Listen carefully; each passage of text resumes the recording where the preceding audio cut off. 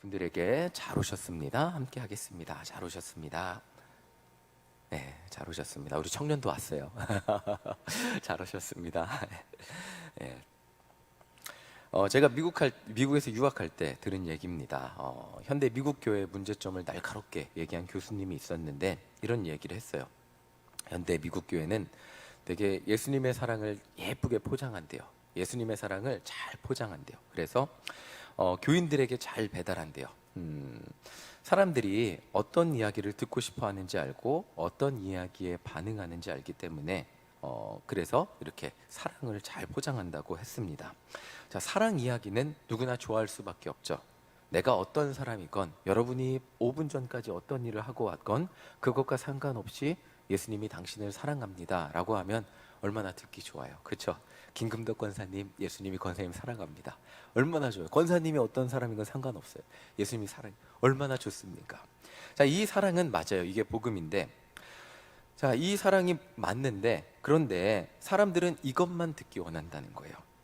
그리고 반면에 이 교수님이 한 얘기인데, 반면에 현대 미국 교회에서 가장 듣기 어려운 설교가 죄에 대한 설교래요.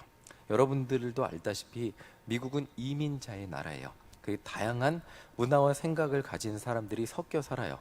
뭐 저희 옆집에는 남미 사람이 있었고 저희 앞에는 뭐 인도 사람도 있고 다양한 인종, 흑인도 있고 백인도 있고 정말 다양한 인종이 모여 삽니다.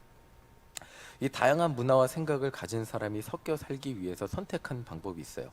뭐 이렇게 우리한테 맞춰가 아니고 당신 말이 맞아요. 당신의 방법도 맞아요 라는 거예요. 상대방의 고유한 특성을 인정하는 거죠. 그러니까 예를 들면 저희가 스리랑카 가니까 손으로 밥 먹잖아요. 그렇죠? 손으로 밥 먹으니까.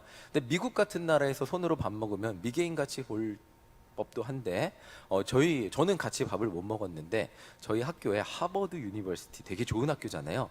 거기 나온 사티 클락이라는 인도 교수님, 그 교수님 집에 같이 간 사람들은 그 집에 갔더니 교수님이 손으로 밥 먹더라 이런 얘기를 하더라고요. 하버드 나온 교수님이 손으로 밥 먹더라. 이게 하버드 나왔는데 손으로 밥 먹어, 이게 미개인이라고 볼 수도 있는데 그냥 그 인도 사람들의 고유한 특성을 인정하는 쪽으로 이제 만든 거예요. 미국이란 나라는 그렇게 이제 서로 그렇게 어울려 살기를 선택했습니다. 그렇게 하다 보니까 문제가 생겼어요. 최근에는 동성애도 한 사람의 성적 취향으로 인정을 하는 거죠. 이게 어느 정도의 선과 기준이 있어서 거기에 맞출 것을 요구를 해야 되는데 그냥 상대방의 생각과 취향을 다 인정해 주다 보니까 동성애 같은 것도 그냥 취향이 돼버린 거예요. 네. 그래서 이제 뭐 이거 저희가 살던 메릴랜드 지역에는 뭐 동성애 동자도 꺼낼 수 없는 그런 분위기가 되어 버렸습니다. 그러니까 동성애에 반대한다 그러면 되게 보수적이고 막 이렇게 광화문에서 뭐 이렇게 뭐 친미 집회할 만한 그런 목사님으로 여기는 그런 느낌으로, 그래서 젊은 사람들은 말도 안 섞으려고 했어요. 그렇기 때문에 막 상대방을 배려하지 못하고 존중하지 못하는 사람으로 여겼기 때문에 아무 말도 못했어요. 자, 그렇기 때문에 이 문제가 뭐냐면 죄라는 것을 이야기하기 위해서는 어떤 옳고 그름에 어느 정도의 선은 있어야 되는데 방금 전에 말씀드렸듯이 동성애는 잘못됐다고, 저는 동성애는 죄라고 얘기합니다. 하나님이 창조했잖아요. 남자가 여자가 만나서 결혼하고 자녀를 생육하고 번성하는 게 창조의 법칙인데 그것과 어긋났다고 말을 할 수 있는데, 근데 다양성을 존중하다 보니까 우리가 죄라고 생각하기 쉬운 것들도 그냥 나에게 피해 주지 않는다면 나와는 다른 사람의 특징으로 이해하고 넘기려는 그런 문제들이 생겼습니다. 수많은 사람들이 모여 살기 때문에 이 세이프티 존이라 그러고, 미국 사람들은 굉장히 여기에 예민해요. 제가 미국에 7년 살다 5년 왔잖아요. 한국에 2016년에 제일 힘들었던 게 뭐냐면 지하철 타면 자꾸 제 어깨를 치는 거예요. 미국에서는 진짜로 상상도 못해요. 이 상대방과의 거리를 항상 유지해야 되기 때문에 이 세이프티 존을 넘어가면, 그래서 남의 집에 운전하다가 잘못 들어가면 미국인들은 장총을 들고 뛰어나온다는 얘기가 있어요.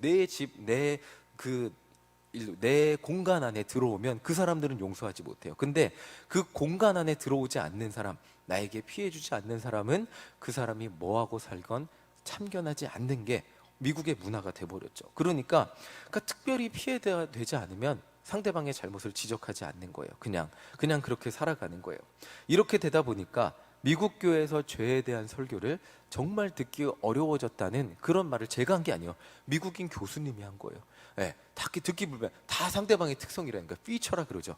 피처, 고유한 특성이 돼버려 갖고 그거를 죄라고 말할 수 없는 사회가 미국 사회가 돼버렸다는 그런 말을 듣고 제가 굉장히 기억에 많이 남았습니다. 이 교수님 말 중 가장 기억이 남는 말이 있다면 뭐냐면 사랑이 중요합니다. 여러분들, 예수님의 사랑이 중요하죠. 맞죠?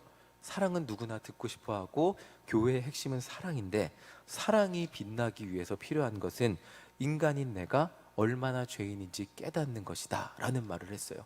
내가 죄인인지 깨닫지 못한다면 사랑만 하는 자녀, 사랑만 받는 자녀들은 어떻게 될까요, 여러분들? 그 부모가 자녀에게 적절한 잘못을 지적해주지 않고 잘못해도 잘했다 잘했다 잘했다 잘했다 칭찬만 하면 영어로는 스포일 된다 그러죠. 자녀를 망친다고 하거든요. 잘못을 알려주지 않고 잘못마저도 잘했다 그러면, 제가 요즘 걔는 훌륭하다를 많이 봅니다. 강영욱 훌륭하다.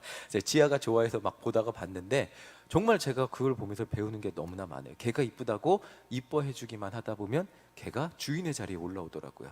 걔한테 잘못됐다는 걸 알려주고 주인이 싫어한다는 걸 알려주어야 착한 개가 되더라고요. 이게 사람과의 관계도, 자녀의 관계도 마찬가지더라고요. 제가 지아랑 같이 보면서도 지아야, 아빠가 너한테 잘못됐다는 거 알려주는 게 맞는 거지. 그러면 지아도 끄덕여요. 고개를 끄덕여요. 그게 맞는 거지. 아니면 모르면 저 개처럼 될 거야. 이렇게 하면 자기도 맞다고 끄덕여요. 사람 마찬가지예요. 사랑만 알려주다 보면 사람은 사랑에 도취되어서 그냥 자기의 잘못은 모른 채 그냥 자기가 잘난 줄만 알고 산다는 거예요.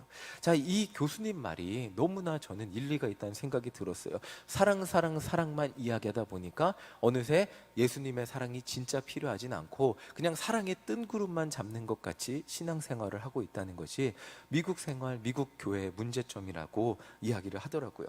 자, 저도 목사로서 강단에 서는데 죄에 대한 설교를 하기가 쉽지가 않아요. 분위기가 확 무거워지거든요. 쫙 무거워요. 쫙 가라앉아요. 사도 바울도 마찬가지였을 거예요. 자, 사도 바울은 로마에 가보지도 못했어요. 근데 로마 교인들한테 편지 쓴 게 로마서거든요. 근데 로마서 읽어보세요. 로마에 한 번도 만나보지 못한 성도들한테 친해지고 싶은 마음을 가지고 로마서를 썼을 텐데, 로마서 1장, 2장 읽어보세요. 3장도 읽어보세요. 무슨 얘기 하는지 아세요? 죄만 얘기합니다. 분명히 친해지고 싶다면 좋은 얘기 해야죠. 사랑 얘기하고 따뜻한 얘기하고 하나님의 사랑으로 여러분들은 교회를 세웠습니다. 잘 될 것입니다. 축복해주고 그래야 되는데 이 죄만 얘기하고 있어요. 이 정말 쉬운 이야기가 아닌데, 이 사도 바울은 로마서 1, 2장을 보면 온통 인간의 죄와 연약함에 대해서만 말하고 있어요. 저도 아무 생각 없이 로마서를 읽었을 때는 그냥 읽었어요. 뭐 작년에 바이블 하이킹 할 때도 뭐 사실 구약은 길잖아요. 그러니까 길게 읽으면서 생각을 하는데 로마서 같은 거 그냥 하루 분량 채워서 읽다 보면 그냥 빨리 넘어가거든요. 막 읽다 보면 그냥 생각 없이 읽다 보면 뭐 이 구성에 대해서 전혀 생각을 안 하는데, 이 구성에 대해서 생각을 해보면 안 친한 사람들한테 편지를 보내는데 죄만 이야기하고 있는 거예요. 읽는 사람이 아마 불편하지 않을까? 이런 생각을 해보게 됩니다. 이 1, 2장 보면 사도 바울은 인간의 민낯에 대해서, 그러니까 죄인인 인간에 대해서 아주 적나라하게 설명하고, 그 다음에 얼마나 인간이 죄인인지 완전히 다 이게 옷을 완전히 벗기다시피 다 벗긴 다음에 그 다음에 하나님의 은혜에 대해서 설명을 해요. 그러니까 이게 참 거기까지 가기 위해서는 마음이 불편한 그 과정을 거쳐야 돼요. 자, 오늘 본문 로마서 2장 1절 한번 우리 그 과정을 가보겠습니다. 2장 1절을 함께 읽어보겠습니다. 시작. 그러므로 남을 판단하는 사람아, 누구를 막론하고 내가 핑계하지 못할 것은 남을 판단하는 것으로 내가 너를 정죄함이니 판단하는 내가 같은 일을 행함이니라. 자, 사도 바울은 2장의 시작에서 남을 판단하는 사람들에 대해서 언급하고 시작하고 있어요. 판단하는 사람 하니까 어떤 생각이 드십니까, 여러분? 자, 저는 딱 이 구절 읽고 딱 떠오른 한 분이 계셨어요. 제가 미국 교회에서 담임 목회할 때 진짜 깐깐했던 한 분이 계셨거든요. 진짜 이분의 레이더에선 벗어날 수가 없어요. 쫙. 그래서 그 다음 주 딱 주일이 지나고 딱 전화 와요. 교회 그분은 한 달에 2번 정도 교회 오시는데 딱 지나고 나면 아니나 다를까 딱 전화 와요. 그러면 한 시간 넘게 전화 하는데 이 사람은 이렇고 이 사람은 이렇고 이 사람은 이렇고 이 사람은 이렇고 쫙쫙쫙쫙 머리가 너무 좋아요. 네, 너무 좋아요. 근데 항상 자기는 옳대요. 그분이 떠올랐어요. 그냥 읽자마자 그냥 제가 생각도 안 했는데 그냥 떠올랐어요. 사도 바울은 이렇게 남을 판단하는 사람이 사실은 자신을 판단하는 사람이라고 말하고 있어요. 쉽게 말하면 너도 똑같은 사람이기 때문에 그 사람의 잘못이 보인다는 거죠. 너의 잘못, 그런데 사람의 한계니까 너의 잘못은 보지 못하고 상대방의 잘못만 보면서 그 사람의 죄만 탓하고 있다는 거예요. 더 쉽게 제가 예를 들어 드릴게요. 제가 아이스크림 집에서 매번 말씀드렸죠. 한번 그림 보여주세요. 저희 이런 거예요. 매번 제가 말로만 해갖고 이렇게 아이스크림을 자기가 퍼와요. 자기가 그럼 딸기도 이렇게 담고 자기가 먹고 싶은 대로 담아요. 근데 문제는 욕심이 잉태한즉 뭐를 낳죠? 죄를 낳죠. 많이 담으면 담을수록 무게가 많아요. 뭐 저 정도 담으면 5천 원이에요. 저희 가게에서 이런 지금 저거 하면 한 15,000원 나와요. 비싸죠. 예, 막 딸기도 생과일도 있기 때문에 가격이 싸지가 않아요. 근데 딱 그림 다시 한번 보여주세요. 저게 이렇게 착한 척하면서 이 저울 끝이라고 그러면 강당 끝이 저울 끝이라 그러면 그 우리 사장이 이렇게 저울 끝을 살짝 엄지 손가락으로 힘을 줘요. 그러면 이 힘 주는 거에 따라 1,000원에서 5,000원 사이가 오르다 왔다 갔다 합니다. 예, 이게 저는 몰랐어요. 근데 아이스크림 가게에서 일하고 보니까 저울로 속이는 걸 알게 됐어요. 근데 이제 문제가 뭐냐면 저울로 속일 수 있다는 걸 알게 되고 우리 사장이 속이는 걸 보니까 그다음부터 제가 병이 생겼어요. 저울로 재는 음식점 갈 때마다 눈을 뜨고 보는 거예요. 속이나 안 속이나. 그전에는 몰랐어요. 이게 차마 속일까 그랬는데 그다음부터는 보는 거예요. 이렇게 손 대고 있나 안 대고 있나. 아니면 이게 그릇값 받으면 안 되거든요. 용기값, 컨테이너 값은 받으면 안 돼요. 맞잖아요. 그릇값 받으면 될까요? 안 될까요? 안 돼요. 음식 무게만 받아야죠. 그래서 그릇값 받나 안 받나 그것도 막 눈에 불을 켜고 막 의심하는 거예요. 이게 그전에는 몰랐는데 제가 속임의 자리에 가보니까 알게 됐어요. 이게 사도 바울의 말이 이런 거예요. 자신이 죄인이니까 죄를 짓는 거를 알게 되니까 다른 사람의 죄가 보인다는 거예요. 그런데 너도 똑같은 죄인이기 때문에 다른 사람의 죄가 보이는데 근데 너는 네 죄를 깨닫지 못한다. 상대방의 죄만 보이고 상대방이 죄인이라고 지적하고 판단하고 정죄한다고 말하고 있는 것입니다. 자, 이것이 오늘 2장 1절의 말씀이에요. 그러니까 남을 판단하는 사람은 너무나 날카롭게 남을 보는 사람은 자기도 그런 죄를 짓고 사는 사람이라고 말하고 있는 것이죠. 그렇다면 이 설교는 누구를 위한 설교일까요? 로마 교회에 누군가를 판단하고 정죄하면서 교회의 분위기를 흐리는 사람이 있어서 사도 바울이 그런 소문을 들어갖고 그런 사람 마정훈이라는 날카로운 사람이 있으니까 그 사람 기를 좀 죽여야겠다 이러면서 그렇게 편지 보냈을까요? 사실 제가 설교 준비할 때 가장 해서는 안 되고 경계하는 것이 뭐냐면 설교 듣는 누군가를 정해놓고 이 사람이 들으면 좋겠다. 그리고 이 사람이 이 설교 듣고 변화되면 좋겠다. 그러니까 뭐 이렇게 쉽게 얘기하면 표적 설교하는 거잖아요. 그렇게 하지 않으려고 지금까지 그렇게 한 적은 없어요. 그렇게 한 적은 없는데 그렇게 하면 안 된다고 배웠고 지금까지 그렇게 안 하고 설교를 하고 있어요. 그렇게 하면 안 되잖아요. 자, 사도 바울도 로마에 안 만난 사람들, 알지도 못하는 사람들 그 누군가의 소문을 들으면서 그런 표적 설교를 한 것은 아닐 거예요. 자, 1절을 다시 한번 읽어볼게요. 한 번 더 읽어보겠습니다. 시작. 그러므로 남을 판단하는 사람아, 누구를 막론하고 내가 핑계하지 못할 것은 남을 판단하는 것으로 내가 너를 정죄함이니 판단하는 내가 같은 일을 행함이니라. 자, 1절 읽으면서 남을 판단하는 누군가 저처럼 떠오르지 않는다. 이거는 저는 그랬어요. 생각하지 않으려 그래도 딱 떠올랐어요. 여러분들도 혹시 그렇지 않으십니까?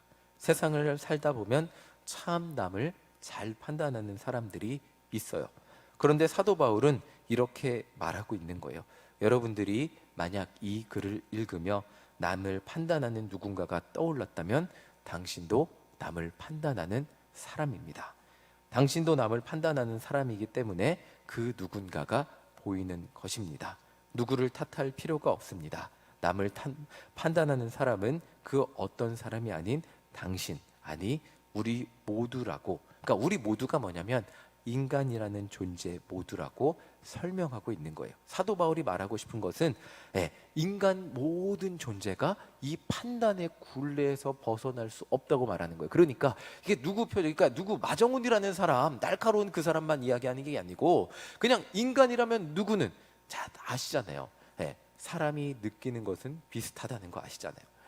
딱 그렇게 얘기를 합니다. 저희 심리학 교수님이 얘기해 준 건데 사람이 느끼는 건 비슷하대요. 그런데 표현하고 더 많이 표현하고 덜 표현하고 조금 참고 안 참고의 차이점이 있을 뿐이지 사람이 느끼는 것은 비슷하다는 명언을 남기셨어요. 근데 그 말이 맞는 것 같아요. 누구나 느끼는 것은 비슷해요. 비슷한데 표현의 차이에 있을 뿐이다. 자, 사도 바울도 마찬가지예요. 모든 인간은 이 판단과 정죄의 굴레에서 벗어날 수 없다는 것을 말하고 있어요. 자, 율법을 아는 유대인들은 율법을 지키지 않는 사람들을 판단하고 정죄하고 있어요. 자, 그들의 결과가 무엇인지 로마서 2장 23절 함께 읽어보겠습니다. 시작. 율법을 자랑하는 데가 율법을 범함으로 하나님을 욕되게 하느냐. 율법을 자랑했어요. 자기가 율법을 잘한대요. 하나님 율법이 뭐예요? 하나님 뜻이에요. 하나님 뜻을 잘한다 그러는데 하나님 뜻대로 안 살아요. 오히려 하나님을 욕되게 해요. 야, 당신 하나님 뜻대로 산다며 하는데 사는 모습을 보니까 아닌 거예요. 오늘날로 보면 나 예수 믿어 교회 다녀 그랬는데 가끔 그런 분 있잖아요. 권사님이 더 하시더라고. 야, 그런 모습인 거예요. 이런 모습이. 근데 제가 살다 보면 가끔 제가 목사일 때 부끄러울 때가 있습니다. 운전하는데 윤성이를 태우고 있잖아요. 요즘 더 예민해졌어요. 윤성이를 태우고 있는데 차가 앞에서 훅 들어오거나 아니면 위협적인 운전을 하면 애가 있으니까 저도 모르게 빵을 더 심하게 해요. 차 애가 있다고 조심해서 운전하라고. 근데 막상 빵 하고 나서 그 차랑 이제 차선이 바뀌어서 평행으로 신호등에 섰을 때 옆차를 보게 되면 눈을 못 마주치겠어요. 만약에 그 사람이 저한테 내려서 당신 뭐 하냐 그러면 전 목사라고 말할 자신이 없는 거예요. 저도 마찬가지예요. 온유하고 인자해야 되는데 제가 자녀가 생기고 이게 뭐 자녀가 생겼기 때문이 아니겠죠. 저 원래 성격이 나쁜 거겠죠. 이런 뭐 누그러뜨리지 못하는 그런 성격 때문에 참 부끄러울 때가 있어요. 자, 율법을 아는 유대인들도 이방인들은 율법을 모른 채 살아간다고 정죄했는데 막상 그 사람들도 까놓고 보면 뭐 별다를 없다는 거예요. 다 하나님 말씀대로 살지 못하는 부끄러운 사람일 뿐이라는 거예요. 자, 그렇다면 그렇게 비방받는 이방인들을 한번 보겠습니다. 어떤 사람들인지 15절 읽어보겠습니다. 시작. 이런 이들은 그 양심이 증거가 되어 그 생각들이 서로 혹은 고발하며 혹은 변명하여 그 마음에 새긴 율법의 행위를 나타내느니라. 자, 이방인들도 하나님이 만드신 양심이 있다는 거예요. 물건 훔치면 돼요, 안 돼요? 남 괴롭히면 될까요, 안 될까요? 남을 때리면 될까요, 안 될까요? 이거를 물론 누가 가르쳐 주긴 하는데 이거는 그냥 인간 자연 속에 있는 마음입니다. 남에게 피해 주면 안 되고 눈물 흘리게 하면 안 되고. 자, 하나님이 주신 이 양심을 따라 살아야 되는데 우리가 어른이 된다는 것에 대해서 항상 이야기를 하는데 어른이 된다는 건 뭐죠? 적당히 속이고 적당히 남을 아프게 하고 남의 경쟁에 이기고 그렇게 사는 게 어른이잖아요. 그러면서 남을 조금 아프게 해도 우리가 살아야 되니까 어쩔 수 없다는 핑계를 대며 자, 이방인들도 마찬가지라는 거죠. 이방인들도 양심이 있지만 양심대로 살지 않는 것이 이방인이라는 거예요. 자, 자기는 옳고 그름은 알아요. 누구나 알아요. 옳고 그름을 아는데 자기는 옳고 그름만 알지 옳게 살지는 못한다는 거죠. 내일은 축구 경기가 있어요. 내일 맞죠? 이란이랑 하는. 한국 사람들의 특징이 있다고 하죠. 축구 경기 보면서 축구 국가대표의 경기를 보면서 만족을 할까요? 만족하지 못할까요? 만족을 못해요. 그렇죠? 한국 사람들은 남자들이 모이면 다 10명이 모두 축구 해설자라고 합니다. 그리고 저 정말 잘 뛰거든요. 국가대표가 되려면 제가 보니까 한 고등학교에서 1등을 해도 프로팀에 갈까 말까 한다고 합니다. 그런데 그 프로팀에 한 명이나 두 명이 국가대표가 될까 말까 한다고 해요. 그 국가대표는 정말 축구를 일반인을 하면 공을 빼앗기지조차 않아요. 그러면 그 국가대표의 공을 뺏지도 못하는 사람들이 국가대표의 경기를 보면서 에이 넌 집에 가서 발이나 닦아라 이러고 있어요. 이러고 있어요. 막 상상도 할 수 없이 잘해야 되는데 그림 보여주세요. 그림 보여주세요. 이렇게 축구 선수들 기성용, 황희찬은 심지어 저기도 갔잖아요. 예, 해외도 기성용도 해외를 가려면 어마어마하게 잘해요. 잘하는 정도가 아니고 우리나라에선 막을 사람이 없을 정도가 돼야 되는데, 그런데 우리나라 사람들이 축구 보는 경기의 수준이 굉장히 높아졌어요. 손흥민 경기 보고 막 영국 막 스페인 경기 보면서 이제 우리나라 국가대표 정도는 눈에 들어오지도 않는 거예요. 예, 막 조금 못한다 싶으면 막 뭐라고 합니다. 자신들은 그 선수가 하는 노력의 10분의 1도 하지 않으면서 그 선수 능력의 10분의 1도 능력이 되지 않으면서 못한다고 평가하고 정죄하고 판단합니다. 바로 이것이 인간의 민낯이라는 거죠. 집에 가서 발이나 닦아라 라고 하는 것이 인간의 민낯이라는 거예요. 다시 한번 1절을 읽어보겠습니다. 1절이 되게 중요해요. 오늘 말씀에 있어서 1절이 정말 핵심입니다. 한 번 더 읽어보겠습니다. 시작. 그러므로 남을 판단하는 사람아, 누구를 막론하고 내가 핑계하지 못할 것은 남을 판단하는 것으로 내가 너를 정죄함이니 판단하는 내가 같은 일을 행함이니라. 자, 이 말씀을 읽을 때 떠올려야 할 사람은 여러분들, 나 자신이라는 거예요. 이게 하나님 마음에 내 죄를 알고 있는 사람인데, 우리는 아까 제가 계속 말씀드렸죠. 여러분들 이 말씀 읽으면서 내가 떠올랐어요? 남을 잘 판단하는 사람이 떠오르셨어요? 남을 잘 판단하는 누군가가 떠오르지 않으셨습니까? 그리고 나는 그 정도는 아니지 않습니까? 네, 나는 그 정도는 아니에요. 저도 그 정도는 아니에요. 굉장히 마음이 넓거든요. 네, 저는 그 정도 아닌 것 같은데, 그런데 사도 바울이 말하고 싶은 게 있어요. 그러면 당신 남 판단하지 않습니까? 당신은 착한 척하면서 살지만, 착한 척하면서 표현하지 않지만 남을 판단하는 마음, 남을 정죄하는 마음, 저 사람은 저래서 안 되고 저 사람은 저래서 안 된다는 그런 판단과 정죄의 마음이 여러분들 심령 가운데 있지는 않습니까? 거기에 자유로우십니까? 라고 물어보고 있는 거예요. 자, 누구나 거기서 벗어날 수 없다는 거죠. 자, 2장 6절 한번 읽어보겠습니다. 2장 6절 함께 읽겠습니다. 시작. 하나님께서 각 사람에게 그 행한 대로 보응하시되. 자, 결국 사도 바울이 말하고 싶은 것은 이거예요. 남을 평가하고 정죄하고 말하는 것으로 이루어지는 것이 아니고 결국 사람이 행한 대로 하나님께서는 보응하신다는 거죠.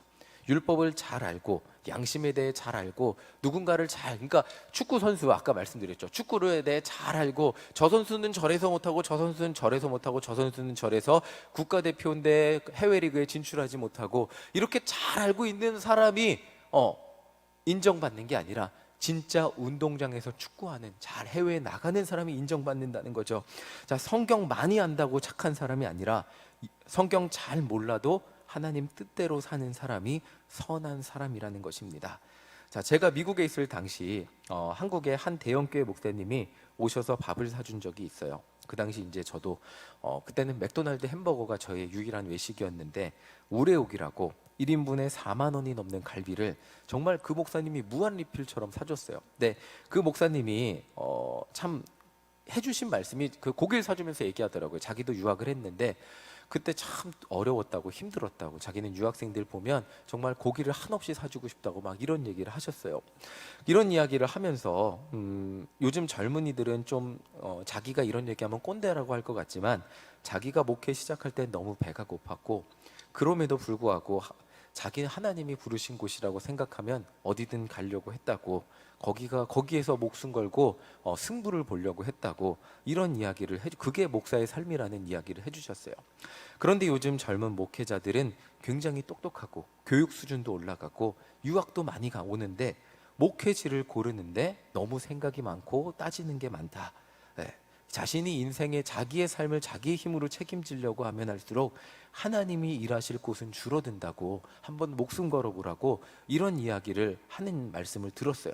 물론 이 이야기를 들으면 어떤 분은 그래 그 대형교회 목사님이니까 당신은 먹고 살만하니까 목숨 걸어보라고 하는 거 성공했으니까 뭐 목숨 걸어보라고 하는 거지 라고 하면서 막 비판하기도 했는데 저는 그때 머리를 한 대 딱 맞은 것 같았어요. 저는 목숨 걸 자신이 없었거든요. 네. 저는 저희 아내 미국에 유학 데리고 같이 갔는데 저 아내 굶길 자신이 없었거든요. 먹여 살려야 한다는 굶어 죽으면 안 된다는 그 제 책임감으로 살고 있었거든요. 그렇기 때문에 수지타산이 안 맞으면 나는 어떻게 목회하지? 라는 생각에 사로잡혀 있었거든요.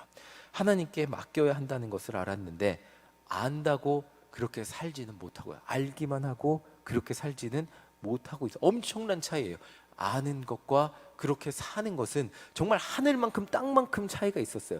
아는 거는 알아요. 근데 그렇게 살려면 하나님이 나의 삶을 책임져 주신다는 믿음이 동반돼야 그 믿음에 물가에 발을 담그는 그 믿음을 할 수 있거든요. 저는 무서워서 물에 뜨지 못해요. 저는 물에 가면 막 온몸에 힘을 주고 물에 가라앉아요. 근데 물에 뜨기 위해서 저한테 맨날 저희 아내가 하는 얘기가 있어요. 뭐죠? 여보 힘 빼. 여보 힘 빼라. 근데 힘이 안 빼져요. 무서워갖고. 그래서 결국 꼬르르 가라앉아요. 지금까지 아무리 배워도 안 돼요. 결국 이 엄청난 차이예요. 물에 들어가는 것과 물에 뜨는 거는 엄청난 차이가 있어요. 그게 물이 나를 띄워줄 거라는 믿음이 있어야 뜨는 거거든요. 마찬가지예요. 하나님이 나를 책임져 준다는 것을 아는데 그렇게 살지 못해요. 왜? 그렇게 믿지 못하기 때문에. 저는 하나님 뜻대로 사는 것이 무엇인지 알았지만 하나님께 제 삶을 맡기지 못했어요. 안다고 다 사라지는 게 아니라는 거죠. 근데 저보다 더 머리를 굴리거나 따지는 사람, 저는 그래도 적당히 수지타산 맞으면 가거든요. 그러니까 뭐 저는 그래도 한 달 사는데 1200불 필요한데 800불 준다 그러면 가요. 이 정도면 먹고 살 수 있겠지. 적당히 맞으면 가요. 저도 안 따진다고 말은 못해요. 그런데 어떤 분은 진짜 머리 좋은 분은 1200불 안 되면 안 가는 분들이 있어요. 그러면서 저는 이게 저도 부족한데 그 사람들 보고 저렇게 머리 좋아서 어떻게 목회를 해 막 이러면서 저도 막 이렇게 정죄하고 판단했어요. 저도 완전하지 못하면서 저보다 더 머리를 굴리거나 따지는 사람들을 보면 평가하고 판단하기 바빴다는 거죠.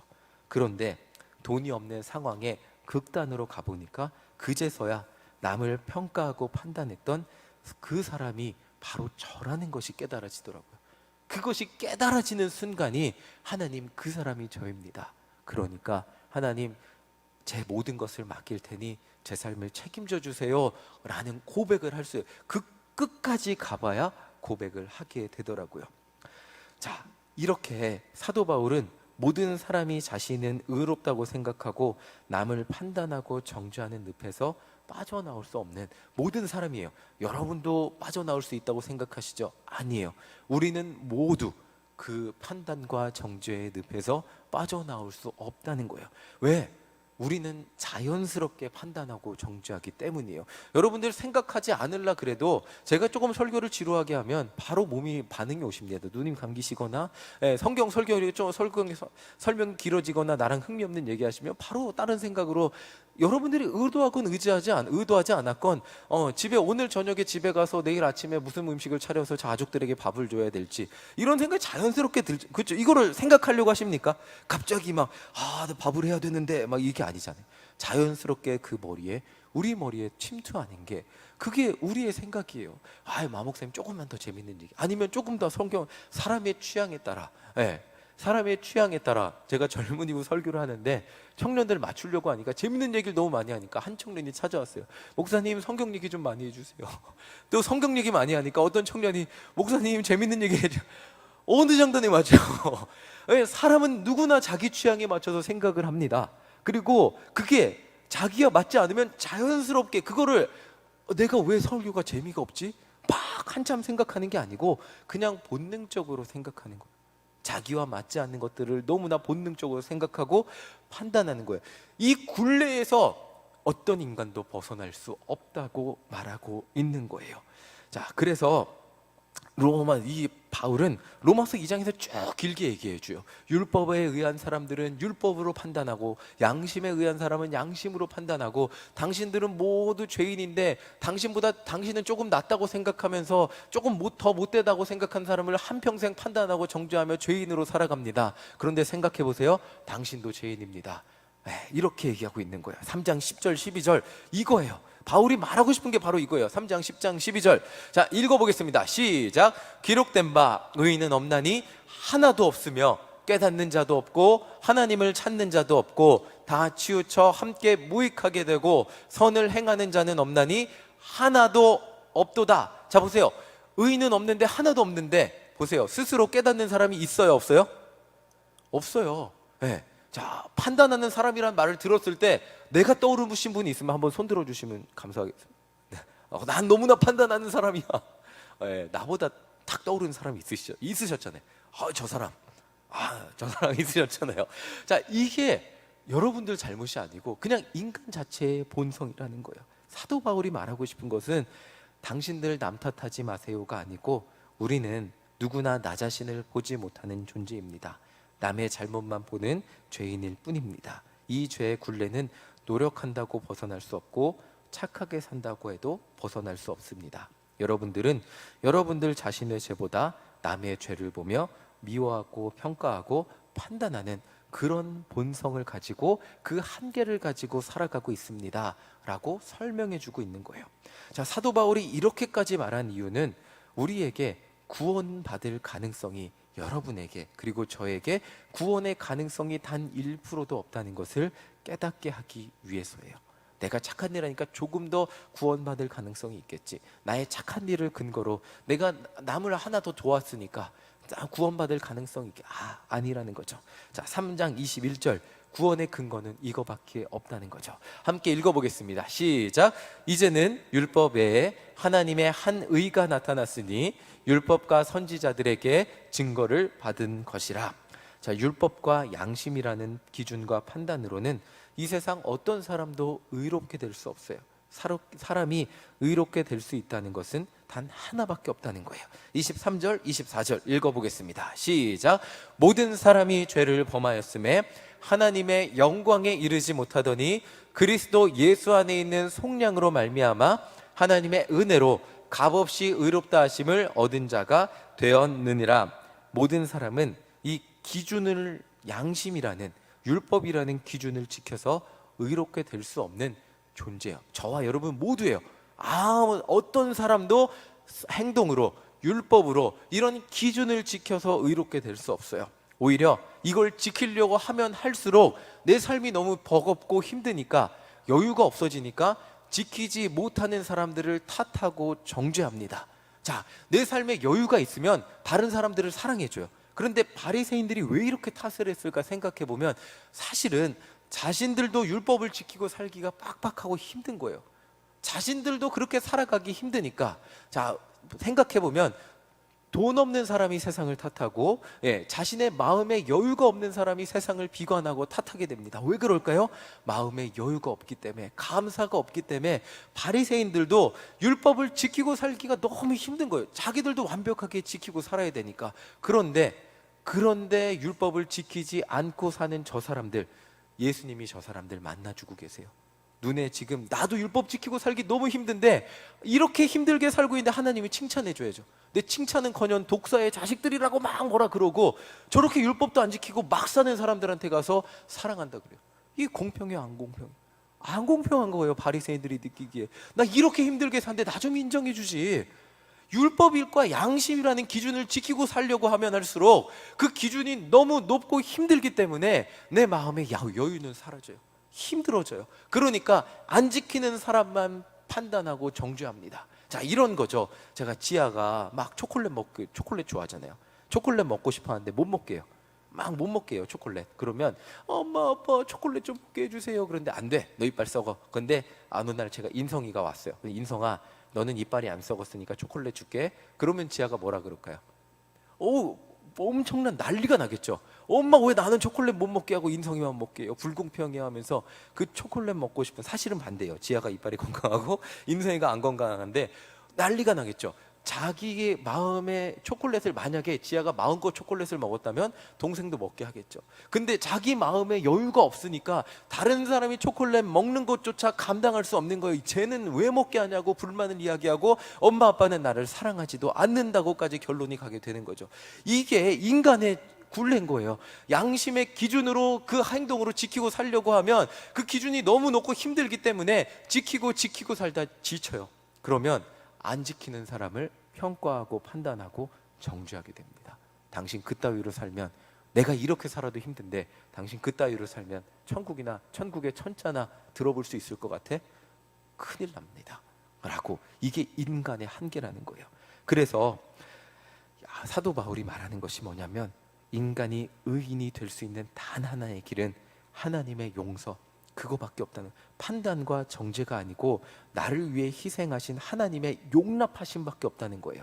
기준을 넘어서는 게 아니고 기준을 넘지 못하는 사람을 하나님이 받아주시는 그 용납밖에 없다는 거예요. 죄 속에 있는 나를 구원해 주신 그 예수님의 손길을 붙잡는 것밖에, 그게 나한테는 구원의 가능성이 아무것도 없는데 예수님으로부터 구원의 가능성이 만들어졌고 그 손길을 붙잡는 것, 그것이 인간에게는 구원이라는 거예요. 사도 바울만큼 율법을 잘 지켰던 사람도 없어요. 그런데 그렇게 최선을 다해 율법을 지켰던 길의 끝에 누구의 시체가 있었죠? 스데반의 시체가 있었잖아요. 판단과 정죄의 끝은 한 사람의 죽음이라는 것을 사도 바울은 경험을 했어요. 심지어 자신은 그때에도 자기의 죄를 알지 못하고 스데반을 정죄하고 예수 믿는 사람들을 정죄하며 죽어 마땅하다고 생각했습니다. 이것이 인간의 능력으로 율법을 지키며 사는 사람의 결론이에요. 사도 바울이 변할 수 있었던 것은 율법을 더 잘 지켜서가 아니고 예수님 만나고 자신의 죄를 깨달았을 때, 예수님이 자신을 용납해 주는 것을 경험했을 때, 그때 예수님의 사랑을 경험했을 때 사도 바울은 변할 수 있었어요. 사도 바울이 예수님을 만나고 보니까 율법으로 의롭다 하심을 얻으려고 살아온 내 삶이 얼마나 죄인의 삶이었는지 깨닫게 된 거예요. 사도 바울 자신이 의롭게 되었다고 받아들여진 경험을 한 것은 율법을 잘 지켜서 아니고 율법의 끝에서, 그 사람의 시체 앞에서에도 나를 구원해 주시는 예수님이 나를 받아주셨기 때문이에요. 저도 설교를 잘하고 싶었어요. 성경을 기가 막히게 설교하고 싶었죠. 막 헬라어 막 이 시간에 풀어갖고 원래 구원의 헬라어의 본뜻은 이거고 막 이렇게 휘황찬란하게 잘하고 싶었어요. 그런 저에게 어느 날 되게 마음에 큰 울림이 있는 말이 있었어요. 설교를 잘하고 싶습니까, 전도사님? 설교를 잘하기 위해서는 성경을 기가 막히게 해석하는 것보다 중요한 것이 있습니다. 십자가의 사랑과 은혜가 지금 전도사님께는 얼마나 감사로 여겨지십니까? 이 말을 들은 적이 있어요. 근데 저는 십자가는 예수님이 나를 위해 죽어주신 것은 너무 당연하니까 그건 너무나 당연한 거였어요. 그러니까 뭔가 그 다음에 뭔가를 대단한 것을 찾아내서, 나는 성경을 이만큼 많이 알고 여러분들을 생각하지 못한 것을 찾아냈으니까 깨달으세요 라고 말하고 싶었는데, 오히려 제가 그때 마음에 천둥같이 들렸던 말이 뭐냐면, 나는 예수님의 십자가를 가볍게 생각하고 있구나. 나를 위해 구원해 주신, 나의 영혼을 변화시키고 나의 평생을 붙들고 갈 예수님의 십자가 사랑, 그 십자가 사랑이 나에겐 너무나 당연한 것이었구나 라는 생각을 깨닫게 되니까 아무 말도 할 수가 없었어요. 설교를 잘하기 위해서는 목회 연수가 차면 찰수록 십자가의 사랑과 은혜의 깊이를 더 깊이 깨닫고 성도님들에게 그것을 더 깊이 전달할 수 있는 목사가 되어야 됩니다 라는 말을 들었을 때 정말 저는 그 말을 깊이 동의할 수 있었고, 지금까지 정말 예수님의 십자가 사랑을 더욱더 깊이 깨닫는 목회자가 되게 해달라고 기도하면서 설교를 준비하고 있어요. 사도 바울은 이 세상 그 누구보다도 인간의 한계, 그 누구보다 율법을 열심히 지켰던 자신의 한계를 알았던 사람인데, 그 한계와 그 율법의 한계에서 만났던 절망 속에서 십자가의 사랑이 얼마나 깊은 것인지 깨닫는 경험을 한 사람이었어요.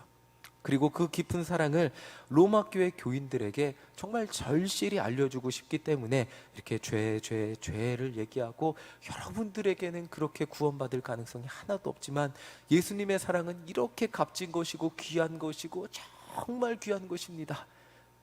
정말 귀한 것입니다. 그것이 여러분들의 희망이 되기 바랍니다 라고 말해주고 있는 것이 오늘 본문이에요.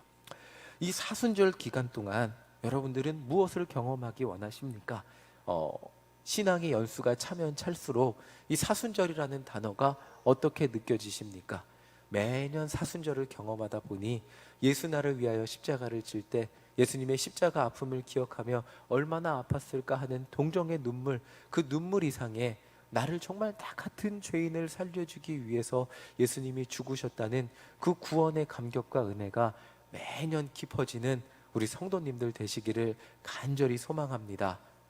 정말 십자가의 은혜와 사랑이 당연한 것이 아니고 매년 다가오는 사순절이 되는 것이 아니고 매년 예수님의 사랑을 깊이 알면 깊이 알수록 나는 정말 예수님 없이는 살 수 없는 존재라는 것을, 나 같은 사람도 예수님이 구원해 주셨고 정말 나 같은 사람도 오늘 하루도 나는 예수님 없이는 살 수 없는데 예수님이 계셔서 나 같은 사람도 이 일신교회의 목사로서 설 수 있습니다 라고 고백하는 정말 신앙의 겸손한 성도님들이 되시기를 간절히 소망합니다. 사도 바울은 정말 그것을 전하는 사람이었어요. 자신을 뭐라 그랬죠? 죄인의 괴수라 그랬어요. 정말 나 같은 사람도 예수님이 구원해 주셨습니다. 나같이 아무것도 모르고 그것이 하나님의 뜻인 줄 알고 사람들을 핍박하고 죽이러 다닌 나 같은 사람도 예수님은 나를 받아주시고 용납해 주시고 구원해 주셨습니다. 이 십자가, 나를 용납해 주시는 십자가의 사랑, 그 사랑이 얼마나 귀한지 아십니까? 여러분들도 그 십자가의 사랑 앞에서 정말 예수님의 사랑을 느끼고 한평생 그 사랑 앞에 모든 것을 맡기고 살아가는 모두가 되시기를 소망합니다 라고 사도 바울이 모든 바울 서신에 편지 쓰고 권면하고 있는 거예요. 여러분들 이 사순절 기간 동안 그 예수님의 깊은 사랑이 여러분들 마음 가운데 느껴지는 그런 성도님들 되시기를 간절히 소망합니다. 부모로 살아가다 보니까 철이 없을 때는 몰랐어요. 왜 우리 엄마는 이것밖에 못 해주고 왜 우리 부모님은 이럴까? 철이 없을 때 몰랐는데 부모, 두 자녀의 부모가 되고 셋째의 부모가 되고 한 해 한 해 지나면 지날수록 부모님의 사랑이 당연하지 않은 것임을, 부모님의 사랑의 깊이가 얼마나 깊고 깊은 것임을 점점 더 깨닫게 됩니다. 그런데 이만큼 깨달았으면 끝나겠지라고 생각했는데 끝이 아니더라고요. 부모님의 사랑은 매년 깨달으면 깨달을수록, 부모로 살아가면 살아갈수록 야, 우리 부모님의 사랑이 정말 깊은 것이었구나 라는 것을 점점 더 깊이 깨닫게 되더라고요. 하나님의 사랑은 우리가 느끼는 그 사랑의 깊이보다 훨씬 더 깊고 오묘하고 우리의 모든 것을 포용해 주시는 그 사랑입니다. 단지 우리가 얼만큼 느끼느냐에 따라 다르게 느껴지실 뿐입니다. 매년 그리고 매 순간 이 사순절, 이 귀한 시간 하나님 말씀을 묵상하며 새벽 시간 하나님 예배드리고 또 바이블 하이킹을 하며 또 하나님께 기도하면서 예수님의 사랑이 우리 마음 가운데 깊이 묵상이 되는 성도님들 되시기를 간절히 소망합니다. 나를 살려주시는 의로움이 단 하나입니다. 뭐라고요? 나의 착한 행동, 나의 웃음진 행동, 나의 의로움이 아니라 그저 예수님의 나를 향한 사랑, 나 같은 죄인도 용납해 주신 그 사랑임을 기억하며 많은 성도들을 용납하는, 많은 사람들을 용납하고 사랑하는 우리 모든 성도님들 되시기를 간절히 소망합니다. 아멘. 우리 이 시간 함께 찬양하겠습니다. 우리 구주와 함께 나 죽었으니 구주와 함께 나 살았도다 함께 찬양하고